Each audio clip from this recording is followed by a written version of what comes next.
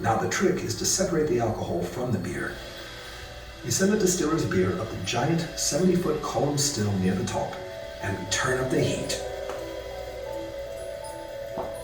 As the beer boils, alcohol vapor rises, while the solids flow down the still through a series of perforated copper and stainless steel plates to the bottom and become an alcohol-free product called stillage that farmers use as a protein-rich livestock feed.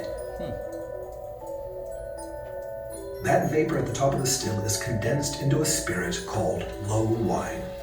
But we're not done yet. Our bourbon is distilled for a second time to purify it and raise the proof.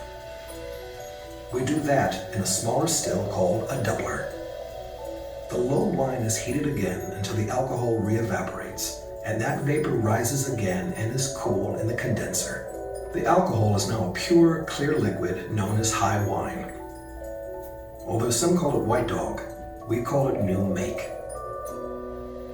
As the new make flows through the try box, our master distiller draws off a portion to test its proof. By law, new make has to come off the still at 160 proof or less in order to be called bourbon.